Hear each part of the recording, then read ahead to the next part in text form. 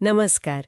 आज हम भारत में जो ये जून 2025 की भीषण गर्मी पड़ रही है उस पर थोड़ी गहराई से बात करेंगे। हाँ, बिल्कुल। हमारे पास कुछ अलग-अलग स्रोत हैं, कुछ लेख, रिसर्च पेपर्स, नोट्स भी हैं जिनसे हम समझने की कोशिश करेंगे कि ये स्थिति कितनी गंभीर है, इसका असर क्या हो रहा है और क्या कदम उठाए जा रहे हैं। सही है। तो हमारा मकसद यही है कि इन स्रोतों से जो मुख्य बातें हैं वो निकालें। देखिए, दिल्ली, पंजाब, हरियाणा, राजस्थान, यहाँ तो महसूस होने वाला तापमान मतलब फील्स लाइक टेम्परेचर वो 50 डिग्री सेल्सियस तक पहुंच गया है। रेड अलर्ट जारी हुए हैं। हाँ, 50 डिग्री ये तो बहुत ही ज्यादा है। हाँ, तो चलिए जरा इसे खोलकर समझते हैं। बिल्कुल। तो सबसे पहली बात जो सामने आ रही है, उत्तर पश्चिम भारत में कई जगह तापमान औसत से आप समझिए 6 डिग्री सेल्सियस ज्यादा रहा। 6 डिग्री? ये मामूली बात नहीं है। बिल्कुल नहीं।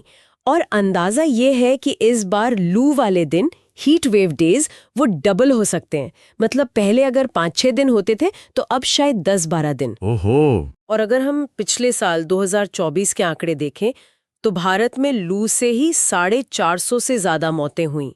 और अगर गर्मी, बिजली गिरना, बाढ़ ये सब मिला दें तो 2000 से ज्यादा मौतें। ये आंकड़े काफी डराने वाले हैं। हाँ, ये आंकड़े वाकई चिंताजनक हैं और इसमें दिलचस्प या यूं कहें कि गंभीर बात यह है कि इसका असर कितना फैला हुआ है। मतलब स्वास्थ्य सेवाओं को देखिए, उन पर जबरदस्त दबाव है।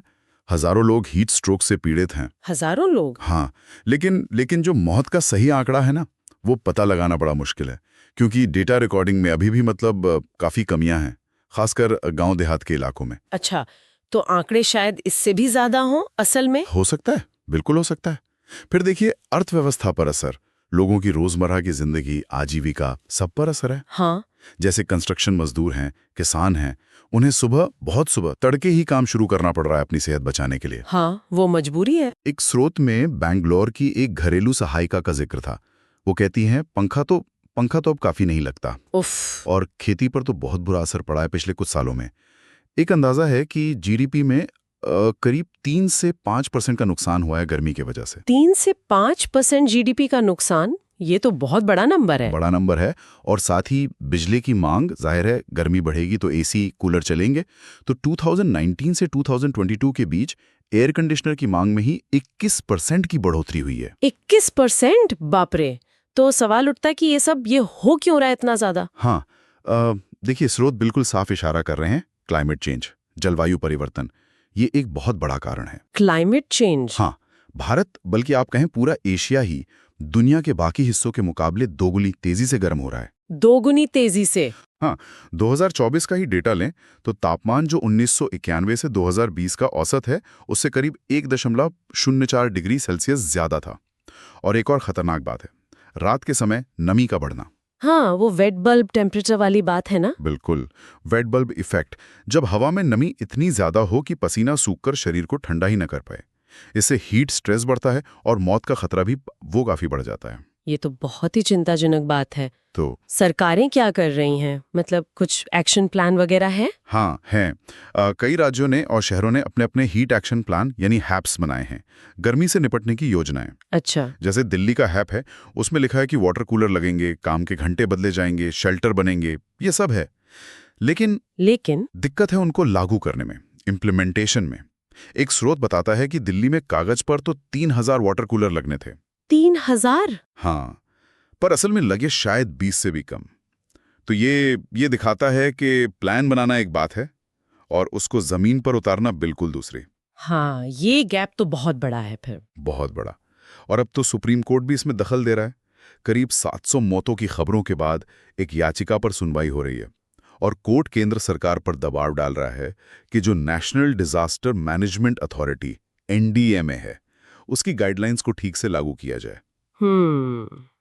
तो ये प्लान्स में कमी है या फिर उनको लागू करने में ज्यादा दिक्कत आ रही है, क्या लगता है? देखिए, लगता तो यही है कि दोनों स्तर पर चुनौतियां हैं। प्लान शायद और बेहतर हो सकते हैं और उनको लागू करना तो खैर एक बड़ी चुनौती है ही।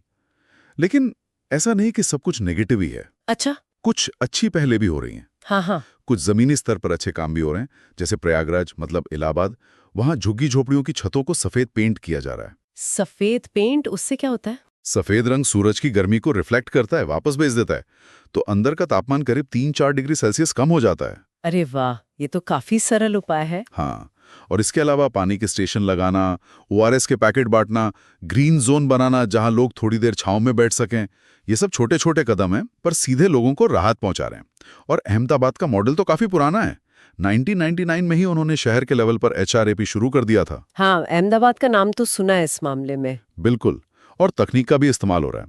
कुछ एनजीओज और रिसर्चर्स हैं जो दिल्ली जैसे शहरों में वो AI, satellite imagery, GIS mapping, इन सब का इस्तेमाल कर रहे हैं। अच्छा, किस लिए? ये पता लगाने के लिए कि कौन सी इमारतें, कौन से इलाके गर्मी के लिहाज से ज्यादा वल्नरेबल हैं, मतलब कहाँ खतरा ज्यादा है, ताकि जो भी मदद पहुंचानी है वो सही जगह पहुंचे। ये तो स्मार्ट तरीका है। हाँ, तरीका स्मार्ट है, लेकिन वही बात, जो नेशनल डिजास्टर फंड है उससे बड़े पैमाने पर पैसा लगना और इन योजनाओं को कानूनी तौर पर जरूरी बनाना, वो सब अभी भी थोड़ा धीमा चल रहा है। तो अगर हम इन सारे स्रोतों को एक साथ देखें तो मोटी मोटी बातें क्या निकल कर आ रही हैं? हाँ, पहली बात तो ये कि ये गर्मी की लहर बहुत बहुत ज्यादा सीरियस है। दूसरी, इसके असर बहुत गहरे हैं, सेहत पर भी, अर्थव्यवस्था पर भी। बिल्कुल। तीसरी बात, जलवायु परिवर्तन एक बड़ा कारण है इसके पीछे। और चौथी, जो सरकारी एक्शन है वो मिला जुला है। मतलब कुछ अच्छी पहलें हैं, योजनाएं हैं, पर उनको लागू करने में काफी दिक्कतें हैं, कमियां हैं। हाँ, बिल्कुल सही कहा आपने। और अगर हम इसे थोड़ा और बड़े कैनवस पर देखें तो ये साफ है कि ये सिर्फ आंकड़ों या डिग्री सेल्सियस की बात नहीं रह गई है। हाँ, इसका असर हर किसी पर पड़ रहा है, खासकर जो सबसे गरीब और कमजोर तबका है उन पर सबसे ज्यादा। तो हाँ, हमें खुद भी तैयारी रखनी होगी। पानी पीना, धूप से बचना, ओआरएस लेना, ये सब जरूरी है। व्यक्तिगत स्तर पर। हाँ, व्यक्तिगत स्तर पर। लेकिन साथ ही हमें बड़े समाधानों के बारे में भी सोचना होगा। ज्यादा पेड़ लगाना, शहरों में हरियाली बढ़ाना, ऐसी नीतियां बनाना जो गर्मी को ध्यान में रखकर बने और उनको लागू भी करना। और लंबे समय के लिए सोचना होगा, लचीली योजनाएं बनानी होंगी। सही बात है। और यहीं पर एक सवाल मन में आता है सोचने के लिए कि जैसे जैसे हमारे शहर और गर्म होते जा रहे हैं, क्या हमारी जो शहरी प्लानिंग है, जो हमारा इंफ्रास्ट्रक्चर है, क्या वो वाकई भविष्य की ऐसी भयानक गर्मी की लहरों के लिए तैयार है, या हम बस तत्कालिक छोटे-मोटे उपाय ही कर रहे हैं? ये सोचने वाली बात है।